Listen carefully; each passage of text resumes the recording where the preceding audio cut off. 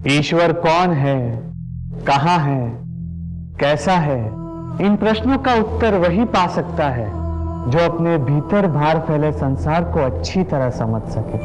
और ईश्वर से जुड़ने का सबसे सरल मार्ग है संगीत व नृत्य। रोज की तरह हम नृत्य साधना करें और खुद को प्रभु के नाम में विलीन कर दें।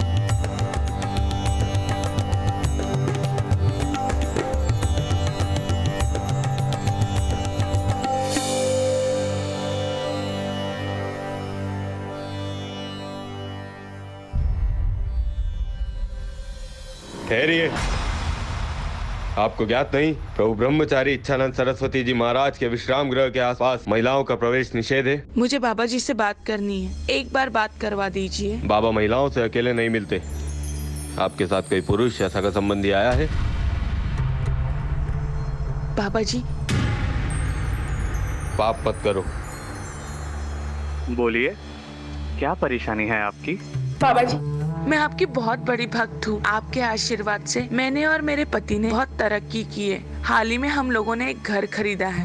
हम चाहते हैं कि आप हमारे घर आके पूजा करें। हम आपके साथ ही गृह प्रवेश करना चाहते हैं। आप अपने पति को हमारे पास भेज दीजिए, हम अवश्य चलेंगे।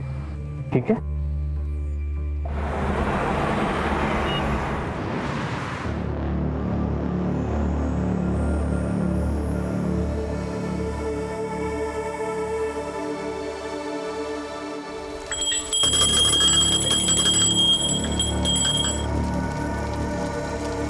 पूजा संपन्न हुई। अब हम आपसे विदा लेते हैं। बाबा जी, इतनी कड़ी धूप में आप वापस गाजियाबाद जाएंगे, वो भी खाली पेट?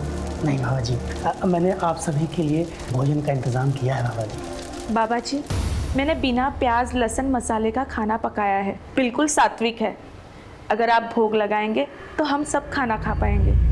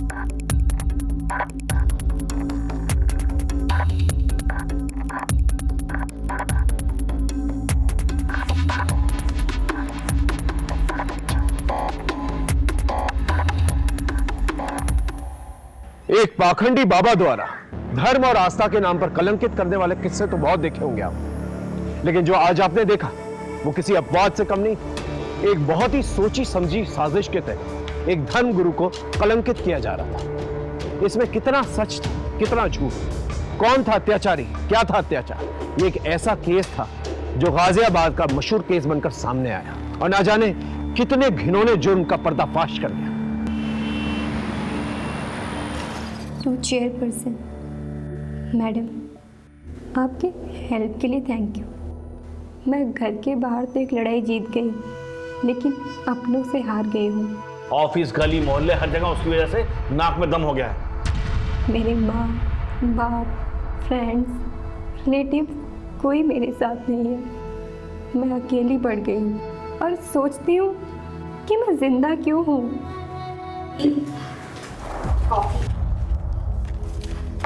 क्या छिपा रहे हो? दी, ये आप लिख रही हो जो अपने स्कूल की टॉपर, अपने कॉलेज की टॉपर, अपने कॉलेज यूनियन की प्रेसिडेंट रह चुकी है। दी, you were an inspiration to everyone. थी, हो नहीं। अब तो ना मेरे पास जॉब है, ना मेरी लाइफ है और ना ही पैसे हैं। दी, मेरी मानो तो आपको पापा की बात मान लेनी चाहिए।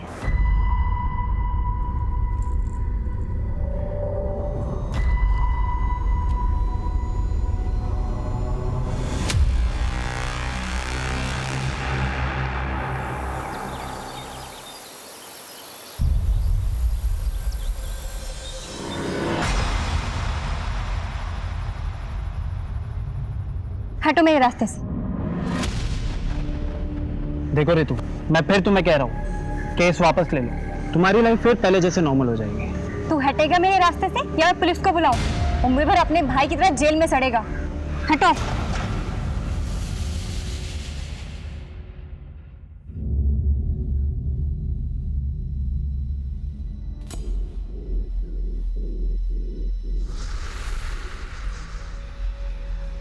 अब मेरे सामने ऐसे ब्रह्मचर्य का जाप करने से क्या होगा?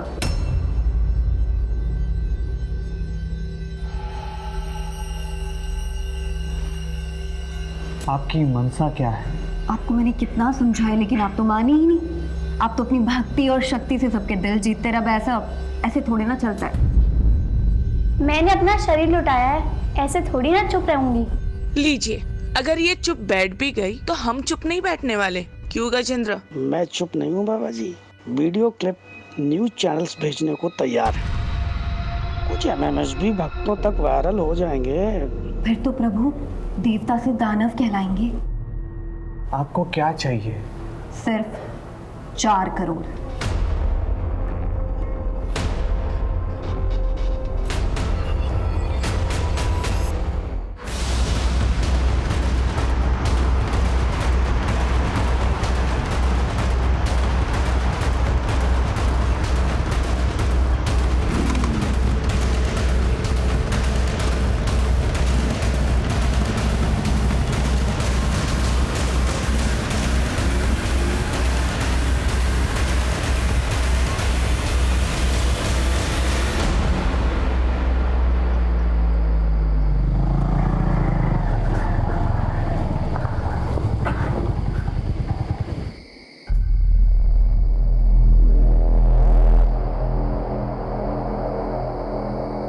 आप ना यहाँ पर रुको, मैं देख के आता हूँ।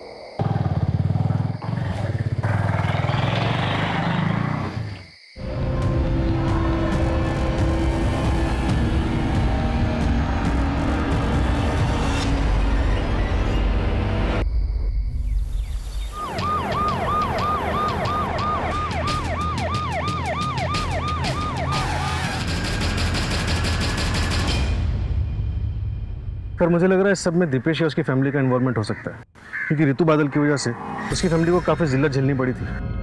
क्या नाम था लड़के का? दीपेश तोमर सर। क्या हुआ? अभी भी जेल में। केस की सुनवाई हो चुकी है लेकिन केस का फैसला आना बाकी है। मोबाइल फोन या पर्स वगैरह कुछ मिला? No sir. बॉडी को पंचनामे के बाद पोस्टमार्टम के लिए भेज दो।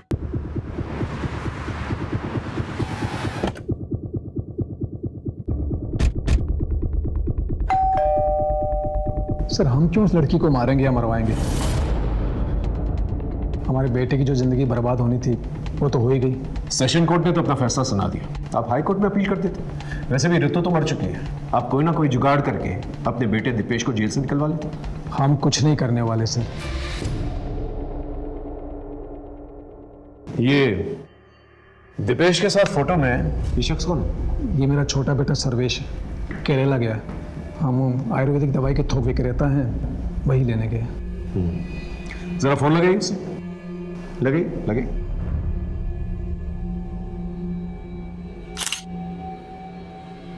The number you are trying to call is currently switched off. Sir switch off. Switch off. एक काम करो, इनके फिंगरप्रिंट्स लो।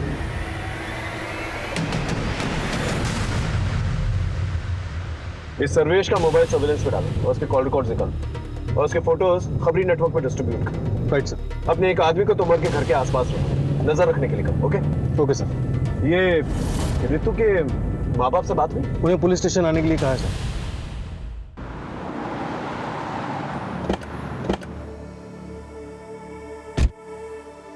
सर मेरी बेटी लड़ाई लड़ते लड़ते थक गई थी, फिर भी उसे किसी ने मार दिया।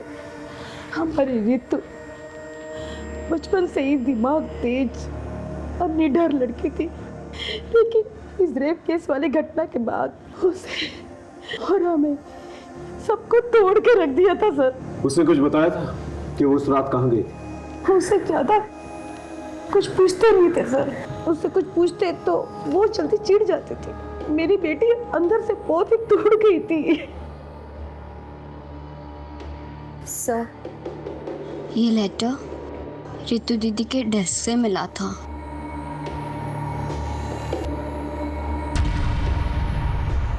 कहीं ऐसा तो नहीं कि बदनामी के डर से आप ही लोगों ने उसे मार दिया, मरवा दिया? ऐसा नहीं है सर, मुझे अपनी बेटी रितु से बहुत उम्मीदें थी। मैं अपनी उम्मीदें हार गया था, इसलिए सर मैं बहुत परेशान हो गया था। रितु की बेहतरी के लिए हमसे जो बन पड़ रहा था, जो कर सकते थे सर, हमने बहुत कोशिश की। माँ, मैं कैसे शादी करूँ? अभी मैं अपने पैरों पे भी खड़ी नहीं हुई हूँ।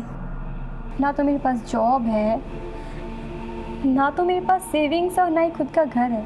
अब आप खुद बताओ, अगर मैं सेटल हो जाती हूँ और कल को मेरा डाइवोर्स हो जाता है तो कहाँ जाऊँगी, क्या करूँगी? अरे तुम लोग तो ऐसे बात करो जैसे कि इस की घटना के बाद कोई भी लड़का उतावला हो रहा होगा इससे शादी करने के लिए। हर जगह से रिजेक्शन आ रहा है। आखिर तुझे जरूरत क्या थी ये केस करने की?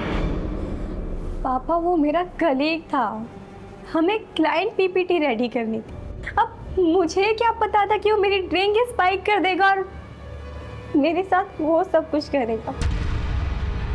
अब मैं बाहर वालों को क्या बोलूं जब आप लोग ही मुझ पे ट्रस्ट नहीं करते? ऐसा नहीं है सर कि हम अपनी बेटी रितु पर ट्रस्ट नहीं करते थे, लेकिन लोगों की बातों और उनके तानों ने हमें फ्रस्ट्रेट कर दिया था सर। और जैसे जैसे ये केस की सुनवाई होती रही, मीडिया और सोशल ऑर्गेनाइजेशन ने उसकी लड़ाई को सराहा और इसके बाद रितु के मन में आत्मविश्वास फिर से जगने लगा था। फिर सर हमने उसे नए सिरे से सब कुछ करने को कहा। देख बेटा, जो मैं तुझे उपाय बता रहा हूँ ना, उसे मान। मैं किसी साधु संत के पास नहीं जाऊँ, पर किसी साइकेट्रिस्ट को तो कंसल्ट कर सकती है। I mean, किसी से भी कंसल्ट करो, पर करो, जाओ कहीं। उसके बाद वो कहाँ गई? सर फिर वो साइकेट्रिस्ट डॉक्टर रूपसी बसी से मिलने गई थी। सर, रितु के मर्डर में हम उसके फादर महेश बादल के हाथ को कंप्लीटली रूल आउट नहीं कर सकते। एक काम करो, इसके भी फिंगरप्रिंट्स मैच करके देखो और उसके कॉल रिकॉर्ड्स निकालो। Right sir.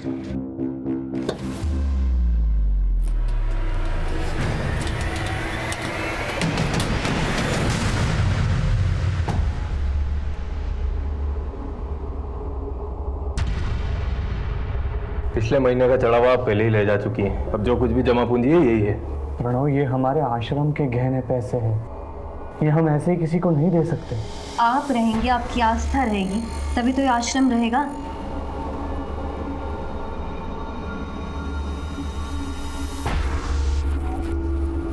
कितने पैसे है ये? कुल 25 लाख। और बाकी के पैसे? इससे ज्यादा नहीं मिल सकता। बाबा के टट्टू, तुम ज्यादा मत बोलो। अगर आप पीछे की जमीन का एक छोटा सा हिस्सा बेच देंगे ना, तो किसी को कुछ पता नहीं चलेगा। खरीदार मैं लेकर आ जाऊंगी, आप बस जमीन के कागजात तैयार करवा दीजिए।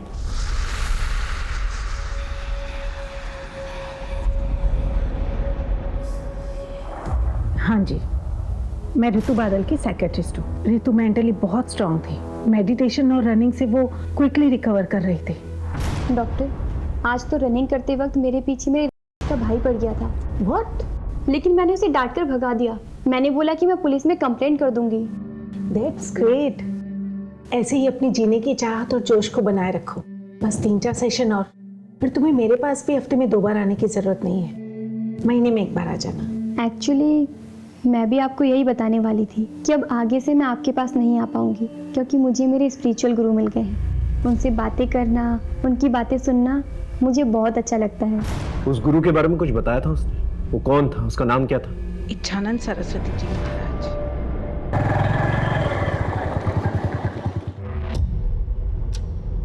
नीतू, नीतू, रितु,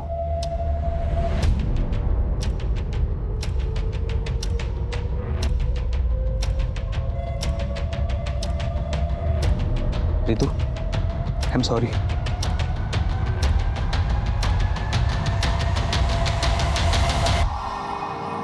रितु, क्या हो भाई, फिर से कोई बुरा सपना देखा क्या? आप भूल क्यों नहीं जाते कि आप गाजियाबाद में नहीं हो, बल्कि अपने घर ऋषिकेश में हो।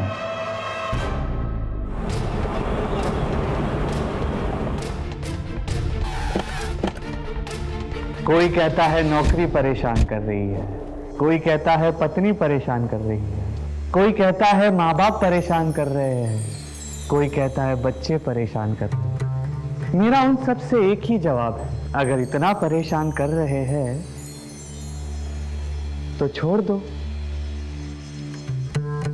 नहीं छोड़ सकते, है ना? तो फिर रास्ते निकालो, जैसे ईश्वर रास्ते निकालता है। कभी ईश्वर से कहते हुए सुना है, मुझे मेरे भक्त परेशान कर रहे हैं? नहीं ना? क्षमा चाहता हूं, आप लोगों को नीचे बैठना पड़ रहा है। जी, ऋतु बादल आपकी शिष्य थी मतलब? जी, उसका मर्डर हो गया। ओम शांति।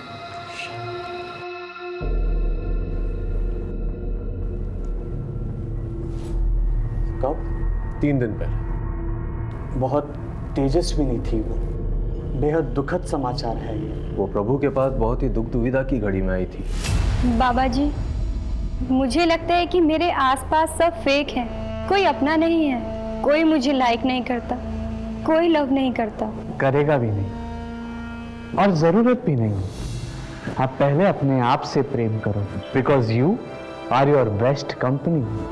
आप अपने सबसे अच्छे साथी हैं, सबसे अच्छे प्रेमी हैं। उसके बाद वो हमारे आश्रम में रोज आती, सत्संग के समय महिलाओं के खेमे में खूब नाचती और हमेशा खुश रहती। उसके बाद मैंने सुना कि वो भोजनालय में अपनी सेवा देती, बागबानी करती, चिड़ियों को दाने डालती। जब उसने आश्रम आना बंद कर दिया तो आपने उसके माँ बाप से पूछा नहीं कि वो क्यों नहीं आ रही? ये तो खुला आश्रम है, ना किसी को आने की मनाही है ना जाने की। वैसे ऋतु बादल में आपने क्या खास नोटिस किया था? लोग कहते हैं कि आश्रम में आने के बाद वो हमेशा खुश रहती थी, जीवन को एक नए सिरे से अपना रही थी। ऐसे में उसकी हत्या हो जाना, ये बहुत दुर्भाग्यवश है। आज के ज़माने में बाबा कितने भी अच्छे, मुझे विश्वास नहीं, आपने एक आदमी को इस आश्रम के पास तैनात रखा। ये सर्वेश के बारे में कुछ पता चला? नहीं सर, उसका फ़ोन भी बंद जा रहा है और वो घर पे भी नहीं है। एक काम करो, दीपेश से मिलने के लिए, उससे पूछताछ करने के लिए जेल में एक एप्लीकेशन डालो और ये पता करो ये सर्वेश दीपेश के साथ मिलकर जेल में कुछ प्लान तो भी कर। Right sir.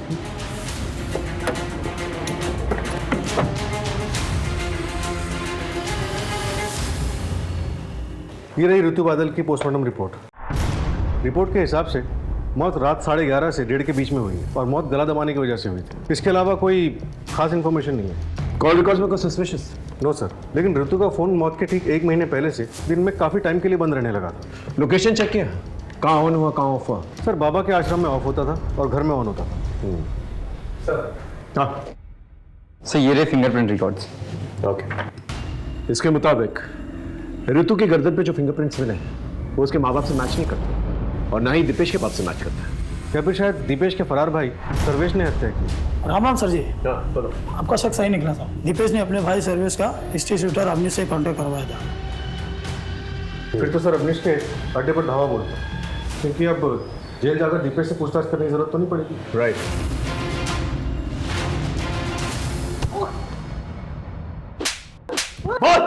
बता दो सब सर्वेश मुझे मिला था और उसने ऋतु बादल को मारने की बात भी किया था मुझसे। तूने उसे मार डाला? नहीं, मैंने नहीं मारा था, क्योंकि एक रोज पहले वो मुझे एडवांस के पैसे देने वाला था, लेकिन पैसे लेके वो आया ही नहीं। फिर दूसरी सुबह हमें पता चला कि उस लड़की की मौत हो गई। सच बोल रहा? भगवान की कसम साहब, सच बोल रहा हूँ। ये सर्वेश तुमर के बारे में पता कर।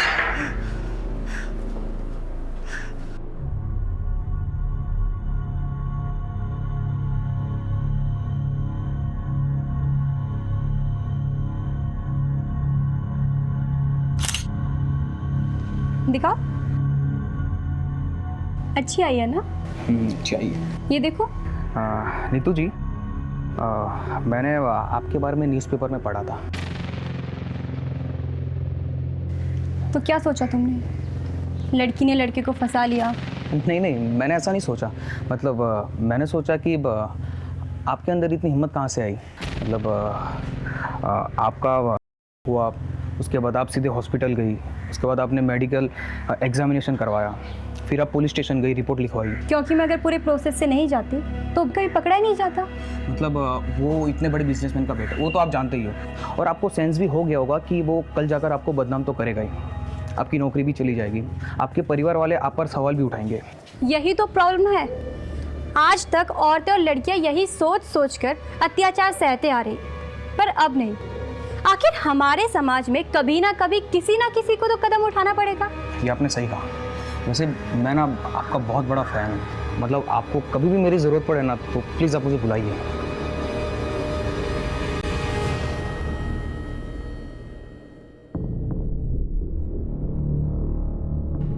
ऋतु बादल ने AA एंटरप्राइजेस के खिलाफ केस दर्ज किया, लेकिन क्यों? रितु ने मुझे बताया था कि ऑफर लेटर मिलने के बाद जब वो दूसरे दिन जॉब ज्वाइन करने गई तो उन्होंने उसके साथ वियर्ड बिहेव किया। आई एम सॉरी रितु, कंपनी ने आपकी जॉब अपॉइंटमेंट होल्ड पर कर दी। But why? वेल, हमें पता चल गया कि तुम्हें पिछले जॉब से क्यों निकाला गया था। ओह, जस्ट बिकॉज मैंने अपने एक कलीग पर केस फाइल किया, आपने भी मेरा करेक्टर सर्टिफिकेट बना लिया। आपने एक बार भी ये नहीं सोचा कि शायद वाकई में हुआ था। अजी मेरे साथ है, कल आपके साथ भी हो सकता है। I can understand Ritu, but frankly speaking her company के टॉप मैनेजमेंट मर्द होते हैं, एंड ऑफ द रिकॉर्ड हमारे MD को तुम्हें अपॉइंट करने में रिस्क लग रहा है। सीरियसली? आपकी कंपनी तो अपने आप को वीमन फ्रेंडली क्लेम करती है ना, लेकिन आज पता चला आपकी कंपनी की पॉलिसीज भी ड्यूबियस है और आपकी कंपनी भी बाकी की कंपनियों की तरह हिपोक्रेट है। आपने बिल्कुल अच्छा नहीं किया। मैं आपको ऐसे नहीं छोड़ूंगी, मैं इस कंपनी को कोर्ट में सू करूंगी।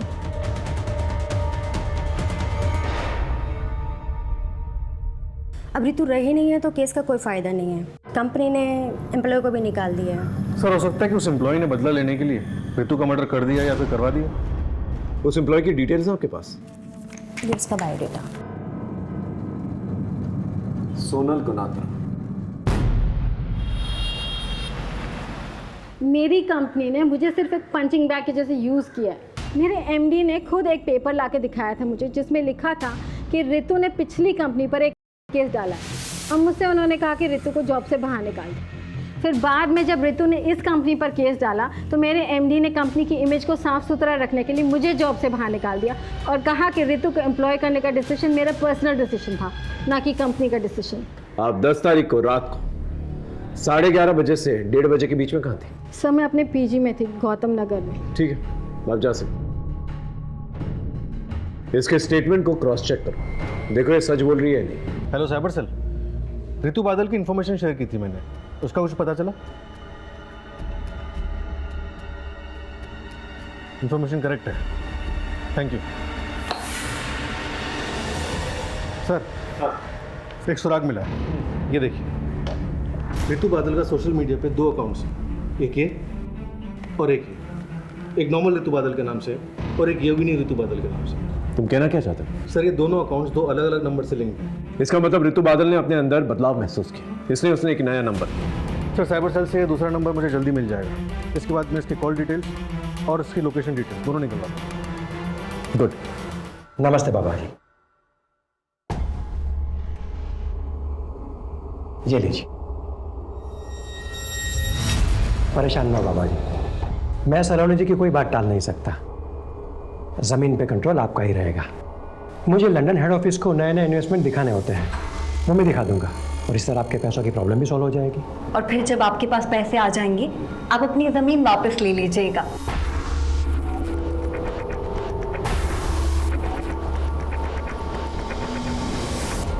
सर ये देखिए, रितु के दूसरे नंबर के कॉल रिकॉर्ड्स। ये नंबर रितु की मौत से 10 दिन पहले लिया गया था। और सर ये देखिए, 10 तारीख की शाम 6:30 बजे रितु को किसी आनंद प्रसाद नाम के आदमी ने फ़ोन किया था और उसके बाद 10:30 बजे रात को उसका फ़ोन लोकेशन आनंद प्रसाद का घर दिखा रहा है और फिर आधे घंटे बाद उसी एरिया में उसका फ़ोन स्विच ऑफ हो जाता है और 15 किलोमीटर दूर रितु की मौत है। एक काम कर, इस आनंद प्रसाद के डिटेल्स दिखा। Okay sir.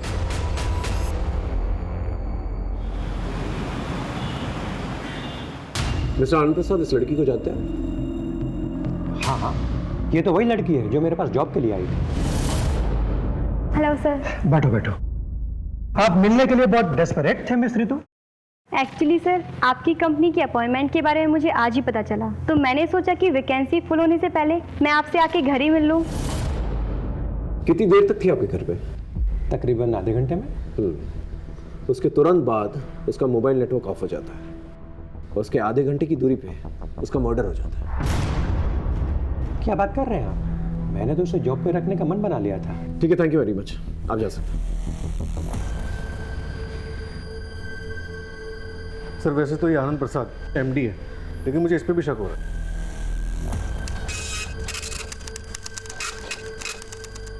मिस्टर आनंद प्रसाद, ये रहे आपके कॉल रिकॉर्ड्स।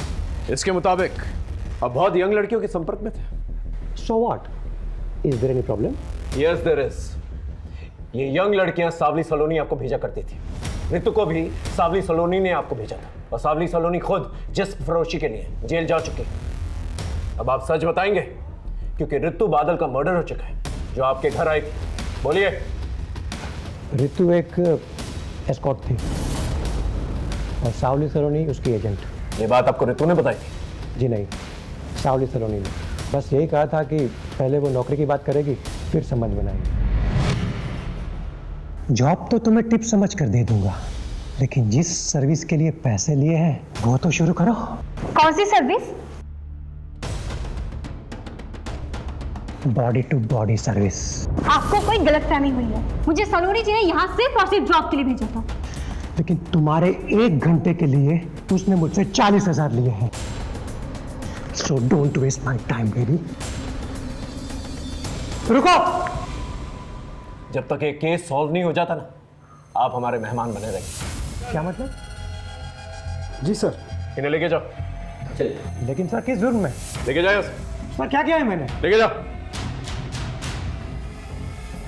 सावली सलोनी को ढूंढना बहुत जरूरी है, और ये पता लगाना बहुत जरूरी है कि ये रितु बादल का मर्डर केस सावली सलोनी के रैकेट से तो नहीं जुड़ा हुआ, और कोई पर्सनल रंजिश तो नहीं। इस सर्वेश के बारे में कुछ पता चला?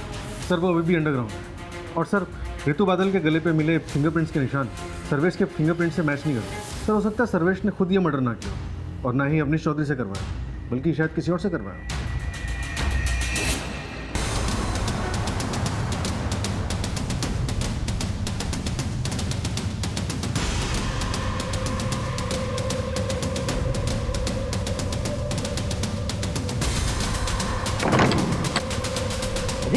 क्या हुआ? बाहर पुलिस आई है। पुलिस? तोड़ दो। पुलिस आ गई। भागो भागो भागो।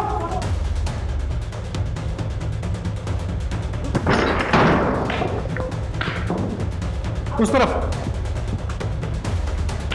सर्च करो।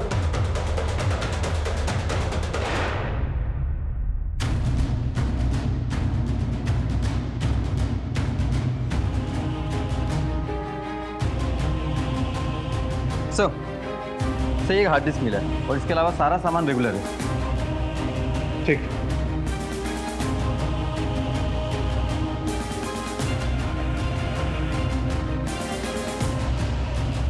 और सर इसमें काफ़ी आदमी ऐसे हैं जो कोई मूवमेंट नहीं कर रहे हैं, ऐसा लगता है जैसे बेहोशी की हालत में।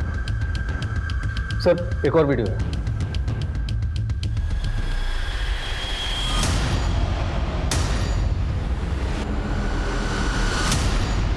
ये सत्य है कि सावली सलोनी मुझे ब्लैकमेल कर रही थी। आपको ये बात हमें पहले बतानी चाहिए थी, हम उसे पकड़ने की कोशिश करते। लेकिन हमारी मुफ्त में बदनामी होती, ना मुझे कुछ हासिल होता ना हमारे आश्रम।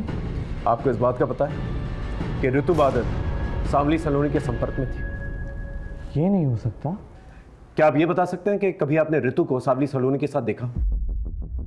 हो सकता है उसके कहने पर वो इस आश्रम में आई।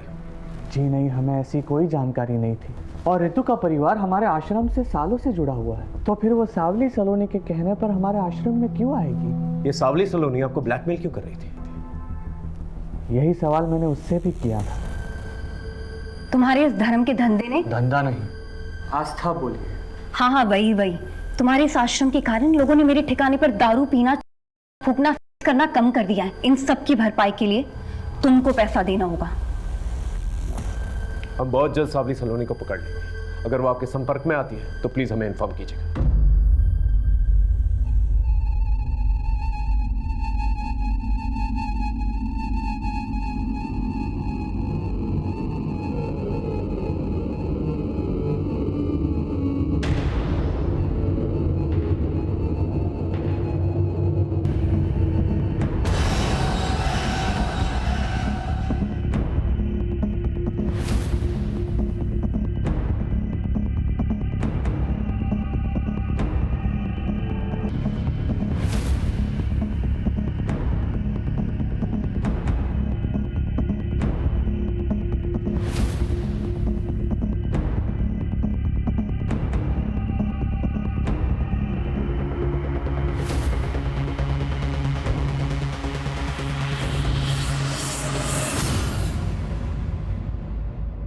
सर मैंने रितु बादल, सावली सलोनी और आनंद प्रसाद इनके कॉल रिकॉर्ड्स को क्रॉस चेक किया और सर एक नंबर कॉमन पाया। किसका? चमन श्रीवास्तव, ये उसका फोटो। ये नंबर हरिद्वार के एड्रेस पर रजिस्टर्ड और सर इस नंबर की कॉल लोकेशंस और रितु की कॉल लोकेशंस सब मैच करती हैं और रितु के मर्डर साइट से भी मैच करती है। और मर्डर के बाद? मर्डर के बाद 2 दिन पहले तक इसका लोकेशन ऋषिकेश ही दिखा रहा है। एक काम करो, तुम ऋषिकेश जाओ, बस चमन के बारे में पता करो। सर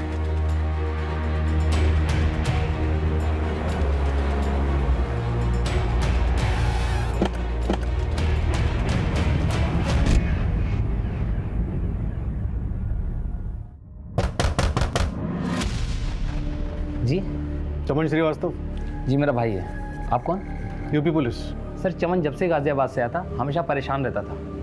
वो किसी ऋतु का नाम लेता था, रोज रात वो डरावने सपने देखता था और अचानक नींद से उठ जाता था। और अभी कुछ दिन पहले ही वो वापस गाजियाबाद चला गया। मैं गाजियाबाद जा रहा हूँ, मुझे वहाँ पर कुछ हिसाब चुकता करना बाकी है। पर सर हुआ क्या? हमें शक है तुम्हारे भाई चमन ने रितु बादल नाम की लड़की का खून किया। नहीं सर, मेरा भाई एक कलाकार आदमी है, वो किसी का खून नहीं कर सकता। क्या करता है तुम्हारा भाई? सर चमन पहले फोटोग्राफर था और अब वीडियो बनाने का काम करता है। कहीं वो इसके लिए काम तो नहीं करता? नहीं सर, मैं इसे नहीं जानता। और सर चमन ने मुझे कभी बताया नहीं कि किसके लिए काम करता है। तुम्हारे भाई से आखिरी बार बात कब हुई थी? सर उसका फ़ोन 2 दिन से स्विच ऑफ आ रहा है।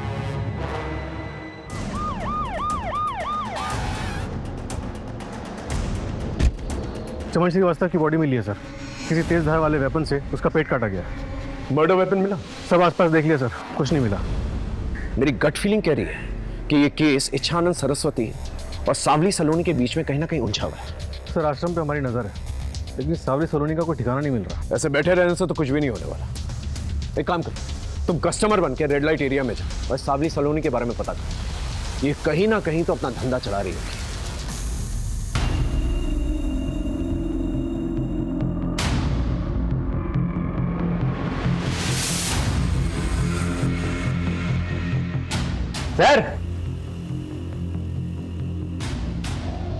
सर क्या चाहिए? एक बात बताओ, कोई कॉलेज का कौला माल मिलेगा क्या? एकदम बढ़िया पटाखा, मतलब वो समझते हो ना, एयर होस्टेस मॉडल टाइप का वैसा। यहाँ तो सिर्फ इन्फॉर्मेशन मिलेगा, बाकी काम तो होटल में होगा, लेकिन पैसा बहुत लगेगा। तो भैया पैसों की चिंता मत करो, बस तुम माल दिखाओ तो एकदम टकाटक होना चाहिए। एक मैडम है, बात करके बताता हूँ।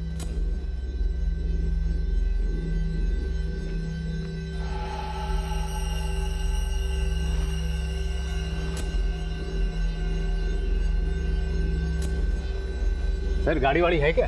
तो गाड़ी है ना बाबू, इधर है, चलो आओ। चलिए चलो।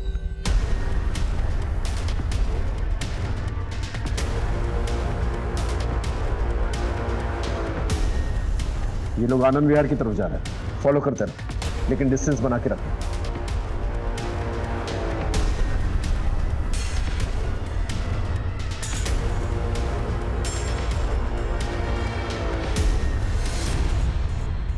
सलोनी जी। सर ये सलोनी जी ही हैं जिसके पास गाजियाबाद में किसी भी टाइम पर टॉप क्लास की इंटरनेशनल लड़कियां मिलती हैं। अच्छा तो ये हैं। आप एंजॉय कहाँ करेंगे, यहाँ या होटल में? देखिए एंजॉय तो हम कहीं और ही करेंगे, फिलहाल आपका वॉशरूम यूज करेंगे। सर अंदर है ना, आते हैं। टीम बी ऊपर आ जाओ जल्दी। चलिए आप दोनों को एंजॉय कराते हैं।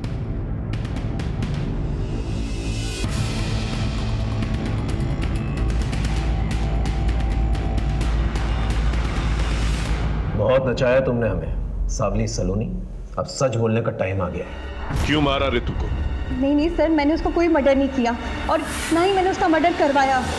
हाँ, मैंने उसे अपने क्लाइंट के पास ज़रूर भेजा था। तुझे ना उसे थोड़ा इम्प्रेस करना है। हाँ मैं कर लूँगी, मेरी वर्क प्रोफाइल अच्छी है।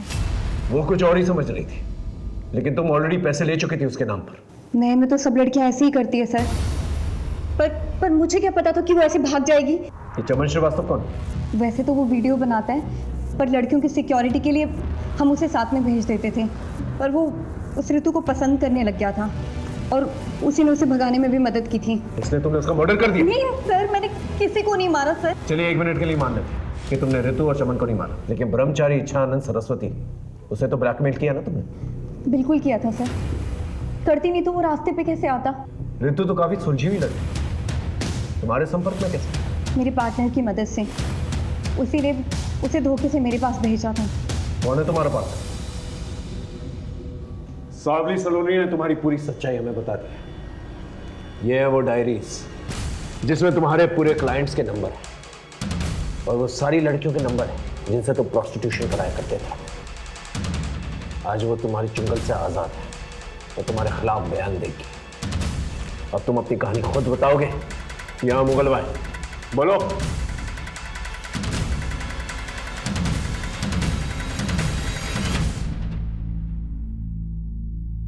देखिए, मैं पहले ही क्लियर कर दूं कि ना ही मैंने ऋतु को मारा है ना मरवाया है। वो तो मुगल भाई लेंगे, पहले तुम अपनी काली करतूतों के बारे में बताओ। संभोग और समाधि, ये दोनों ऐसी चीजें हैं जिससे भारत देश में किसी भी मूर्ख या किसी भी होशियार को लपेटा जा सकता है।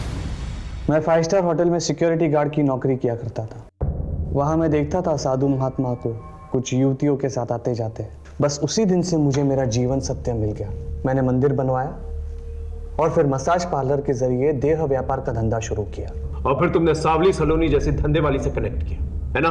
मैं सावली सलोनी जैसे लोगों के पास लड़कियां भेजता और फिर दूसरी बार उन्हीं क्लाइंट्स के साथ डायरेक्टली डील करता। इसलिए सावली सलोनी अपना पैसा निकलवाने के लिए तुम्हें ब्लैकमेल कर रही थी। अरे ऐसे थोड़ी ना, हमारा नेटवर्क कश्मीर से लेकर कन्याकुमारी तक और सूरत से लेकर कोलकाता तक फैला हुआ है। आप देश विदेश कहां भी जाओ, हमारी सेवाएं आपको एक फोन कॉल में उपलब्ध की जाएंगी। वो 17 फोन हमें मिल चुके हैं और वो नई लड़कियों को जो नया नंबर देते थे उसके बारे में ही पता चल चुका है, जैसे तुमने ऋतु को दिया था। लेकिन बहुत बड़ी गलती कर बैठे तुमने ऋतु को अपने प्रेम जाल में फंसा दिया। तुम्हारे अड्डे से हमें ये चिट्ठी मिली है जिसमें साफ साफ लिखा है ऋतु ने कि आपके प्रेम ने मुझे हमेशा हमेशा के लिए बदल दिया। प्रेम राई को पहाड़ बना सकता है, तो फिर लड़कियों से वेश्यावृत्ति करवाना ये कौन सी बड़ी बात थी? वो मेरे प्यार में बाहर कुछ ना बोलती और फिर धीरे धीरे उन्हें इस जीवन की आदत पड़ जाती थी। लेकिन ऋतु ऐसी लड़की नहीं, इसीलिए मैंने ऋतु को नौकरी के लिए सावली सलोनी के पास भेजा था। तुम एक काम करो, तुम सावली सलोनी से जाके मिलो। वो हमारी परम भक्त है, वो तुम्हें सही इंसान से मिलवा देगी जो तुम्हें बेहतरीन नौकरी देगा। थैंक यू सो मच बाबा जी। लेकिन ऋतु वहां से भाग गई और ये बात तुम्हें चमन के थ्रू पता चली, जो तुम्हारे लिए ब्लैकमेलिंग किया करता था और वीडियोस बना करता था। और फिर बाद में तुमने ऋतु को मारा। मैंने ऋतु को नहीं मारा, लेकिन हाँ, चमन ऋतु को भगा कर ले गया था। जब तक हम लोग वहां पर पहुंचे तब तक ऋतु मर चुकी थी और चमन भी गायब था। चमन गायब नहीं हुआ था, तुमने उसे मार दिया। मारा नहीं, मुक्ति दी थी। ऋतु की मौत से व्याकुल हो गया था वो, बार बार पुलिस के पास जाने की धमकी दे रहा था। मैंने बहुत समझाया उसे, लेकिन वो नहीं समझा। अब समझने की बारी तुम्हारी है और तुम्हें समझाएगा देश का कानून। ऐसा केस बनाऊंगा ना तुम्हारे खिलाफ कि तुम्हारा बड़ा सा बड़ा क्लाइंट जो है तुम्हारी बेल नहीं दे पाएगा। अगर ऋतु को बाबा ने नहीं मारा तो फिर किसने मारा? एक काम करो, ऋतु के मर्डर की रात के इंसिडेंट टाइम से मैच करके देखो। उसके कॉल रिकॉर्ड्स और लोकेशन रिकॉर्ड्स दोबारा से चेक करो। कातिल हमारे रेडार में ही है, बस पकड़ में नहीं आ रहा है। ऋतु ने चमन के फोन से आपके लैंडलाइन नंबर पर उस रात आप लोगों को फोन किया था। आपस में फैसला कर लीजिए आप कि ऋतु को किसने मारा है। सर, मैंने मारा अपनी बेटी ऋतु को। उसका फोन आया था मेरे पास। पापा वो आपका इच्छा आनंद बहुत ही गिरा हुआ आदमी है, वो बहुत ही घटिया इंसान है। वो उसने मुझे प्रोस्टिट्यूशन में डालने की कोशिश की। मैं अपने एक दोस्त के साथ ग्रीन पार्क के गेट नंबर 2 के पास हूँ। पापा प्लीज जल्दी आ जाओ। सर मैं उससे बहुत तंग आ गया था और बाबा की बुराई मैं नहीं सुन सकता था, इसलिए गर्दन दबाकर मैंने उसे मार दिया। झूठ बोल रहे सर, रितु का फोन मुझे आया था। सर बाबा जी को हम पूछते हैं और रितु फोन पे बाबा जी के बारे में अनाप शनाप बके जा रही थी। बस गुस्से में आकर मैंने उसे मार दिया। नहीं इंस्पेक्टर साहब, रितु को मैंने मारा है। नहीं साहब मैंने मारा है सर। सर मैंने मारा है सर। ये रहे आप लोगों के फिंगरप्रिंट रिकॉर्ड्स। ये रितु के गर्दन पे मिले फिंगरप्रिंट रिकॉर्ड्स और आप दोनों के फिंगरप्रिंट रिकॉर्ड्स मैच नहीं होते।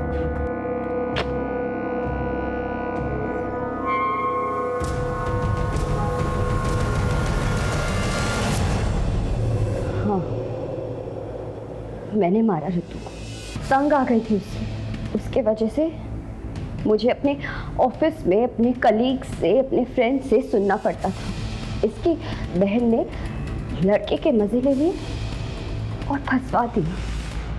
लेकिन ये बात सच नहीं थी, तुम भी जानती थी। हाँ पर रितु बहुत फॉरवर्ड थी तो मुझे लगा शायद अटेंशन के लिए इनवाइट किया होगा। उसकी वजह से मुझसे सब लड़के कटने लगे थे। अरे इसके साथ डेट पर मत जाना वरना ये चार्जेस में अंदर करवा देते। पर फिर जब उस दिन उसने वो बाबा के धोखेबाज वाली बात की तो फिर मेरे सटक गए। मुझे लगा ये सारे पंखे इसी के साथ क्यों होते हैं, शायद यही सब कुछ करती होगी और मैंने मार दिया उसको। और ये बात तुमने अपने माँ बाप को बताई। वो एक बेटी तो खो ही चुके थे, दूसरी नहीं खोना चाहते थे, इसलिए तुम्हें प्रोटेक्ट कर रहे थे। हाँ सर। ब्रह्मचारी इच्छानंद सरस्वती एक फ्रॉड, एक धोखेबाज इंसान है और उसकी आस्था में आकर तुमने अपनी बहन को ही मारा।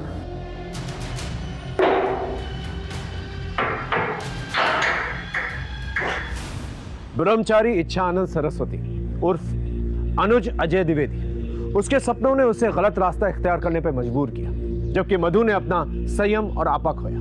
खून और आदर्शों के रिश्तों पर भरोसा ना करके उसने अधर्म का रास्ता चुना और गुनाह कर बैठी। पैसों और जिस्म की रंगीनियों से दूर रहे। इसी दस्तक के साथ मैं सीनियर इंस्पेक्टर हिमांशु रावत आपसे विदा लेता हूं। फिर मिलेंगे एक नए केस के साथ। तब तक देखते रहिए क्राइम पेट्रोल दस्तक, क्योंकि मकसद बताना नहीं बचाना है। जय हिंद।